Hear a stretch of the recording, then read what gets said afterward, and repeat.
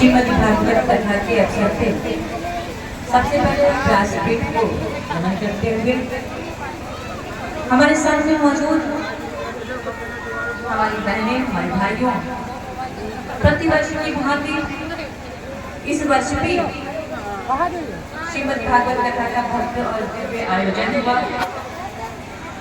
कोमल जी के द्वारा जो कथा कही जाती है, वाकई में ऐसा लगता है उनके बारे में सरस्वती विराजमान है। हमें भी कथा सुनने का सुअवसर प्राप्त हो जाता है। इस बार अंतिम दिन आने का हमको अवसर मिल पाया। वैसे हमारी कोशिश रहती है कि हम भी आए और कथा को श्रवण करें। आप सभी लोगों ने कथा का श्रवण किया और साथ ही साथ आजकल गणेश उत्सव का कार्यक्रम भी हो रहा है। बहुत जगह गणेश जी को विराजमान किया गया, बहुत जगह उनके भी आयोजन हो रहे हैं। बड़ी संख्या में हमारी बहनें, हमारी बेटियां यहाँ पे मौजूद हैं। जैसा कि हम हमेशा कहते हैं कि कथा में उन्हीं को आने का अवसर प्राप्त होता है, उन्हीं को श्रवण करने का सुअवसर प्राप्त होता है, जिनके ऊपर भगवान की बहुत बड़ी कृपा होती है। हम सब अपना कर्म करते रहते हैं और कर्म करते हुए न जाने कब जीवन समाप्त हो जाएगा, इसका आभास भी हम सबको नहीं होता। लेकिन मैं धन्य मानती हूँ अपनी बहनों को, जो कि अपने सभी कार्यों को करने के पश्चात ऐसे अवसरों पर मौजूद होती हैं और हमारी बहनों की संख्या हमारे भाइयों से कहीं ज्यादा दिखाई देती है। मैं धन्यवाद देना चाहूंगी हर कार्यों को बहुत जिम्मेदारी से करने वाली हमारी सभी बहनें। आजकल हम सभी लोग गणेशोत्सव का कार्यक्रम भी बना रहे हैं, उससे भी हम लोगों को बहुत सारी शिक्षाएं मिलती हैं। कई कहानियां कही जाती हैं कि कहा गया जब गणेश जी में और कार्तिकेय जी में प्रतियोगिता हुई कि कौन विश्व का चक्कर सबसे पहले लगा देगा, तो गणेश भगवान जी ने क्या किया कि अपने माता पिता की परिक्रमा कर ली और कहा कि विश्व का चक्कर हो गया। ये यही सिखाता है कि सबसे प्रथम हमारे लिए हमारे माता पिता हैं, उनका पूजन, उनका सम्मान हमारे लिए सबसे पहले है। ये यही शिक्षा देता है। जब महाभारत लिखी गई, उन्होंने अपने दांत को तोड़ करके उससे श्रीमद् भागवत कथा को पूरा किया। ये भी यही बताता है कि हमारा कोई भी लक्ष्य हो, उसका पूरा करने में कोई भी रुकावटें आए, लेकिन हम जब संकल्प ले लेते हैं तो संकल्प में रुकना नहीं चाहिए, संकल्प को पूरा करना चाहिए। इससे हमको यही सीख मिलती है। इस तरह से चाहे कोई भी आयोजन हो, कोई भी पूजन हो, यही शिक्षा देता है। गणेश जी का वाहन मूषक है, ये भी हमको यही सिखाता है कि छोटे और बड़े का भेदभाव नहीं करना चाहिए। सबके सहयोग से हमारे कार्य पूरे होते हैं, सभी के का सहयोग हमको लेना चाहिए। और हमारे शाहबाद में ही क्या, पूरे उत्तर प्रदेश में, पूरे भारतवर्ष में कोई विघ्न नहीं आएगी अगर हम इन संकल्पों को पूरा कर लें। और आज श्रीमद् भागवत कथा के अवसर पे मैं कोमल जी का हृदय से धन्यवाद देना चाहूंगी, आभार व्यक्त करना चाहूंगी कि इनकी तरह से, जैसा कि इनका नाम है वैसे ही वाणी भी बहुत कोमल है और बहुत ही सुमधुर वाणी के द्वारा तार्किक तरह से कही गई कथा सबको सुनने का सुअवसर प्राप्त होता है। और यहाँ पे हमारी बहनें मौजूद हैं, मैं हृदय से आपका धन्यवाद देना चाहूंगी। कथा में आपकी उपस्थिति इसमें चार चांद लगा देती है।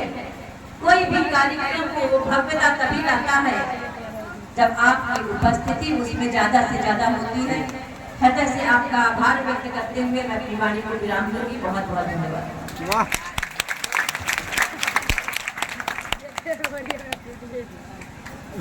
अरे नहीं यार, अरे करे रे जुआन। बहुत बहुत धन्यवाद आपका। हमारी बहन लक्ष्मी तिवारी जी अपने साथ विधायक भी हैं और कुछ शिक्षक भी हैं। आपका आगमन हमारे यहाँ कथा में प्रतिवर्ष अब आज समझ में आ गया कि उच्च शिक्षा मंत्री सही बनाएगा। धन्यवाद। और आपके साथ ही आपके जो ब्लॉक काउंटर के ब्लॉक प्रमुख है हमारे राम दादा जी, आप अभी प्रतिवर्ष का आगमन हुआ है, बहुत बहुत धन्यवाद है। इस बार भी आपका आगमन हुआ और हम धारे में सभी गणमान्य जो भक्तजन श्रद्धालुजन है, आप सभी का स्वागत करते हैं। व्यास परिवार से आपका अभिनंदन है।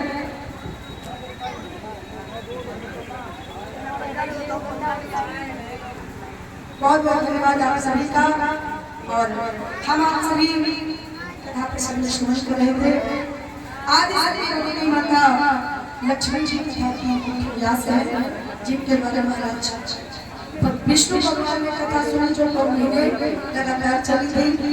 भागवत की कथा सुनने वाले को धन धन नारायण वाहनादि शोभार असत्यम चराचर जगत। भागवत की कथा, भागवत की कथा मनुष्य जो व्यक्ति जिस मनोकामना को लेकर सुनता है उसकी वो मनोकामना कथा के द्वारा पूरी होती है।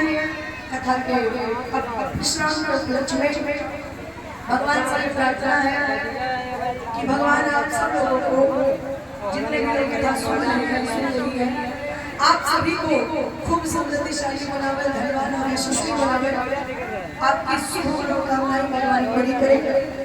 हम इसलिए कह रहे हैं क्योंकि जब भगवान आपकी सुनेंगे तो आपका मन करेगा कि हम भगवान की सुनेंगे, आप कथा इत्यादि का आयोजन करेंगे और जैसे आपका मन बनेगा हम भागवत कराएंगे। उसी प्रकार आपका मन बन जाए कि हम लोग को भले मीडिया बुलाएंगे। और रोड पे सर घुमा भाई ना टीटी से ये तो पता ही चलती है। हमारा और उनके ड्राइवर है, हम संग घुमाए रहे 10 वर्ष पूरे कर रहा है इस बार।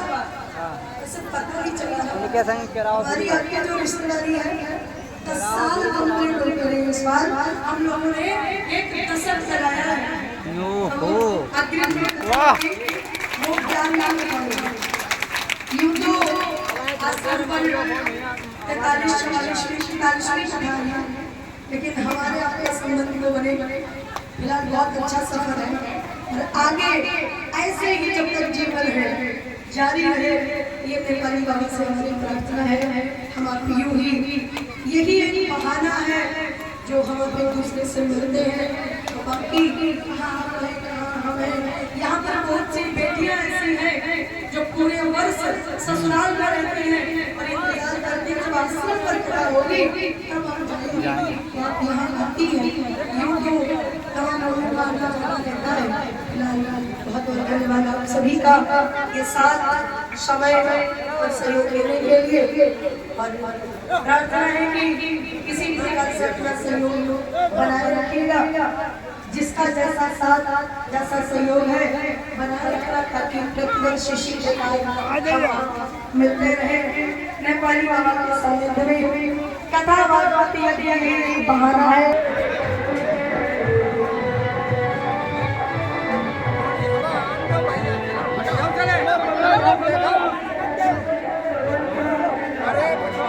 चला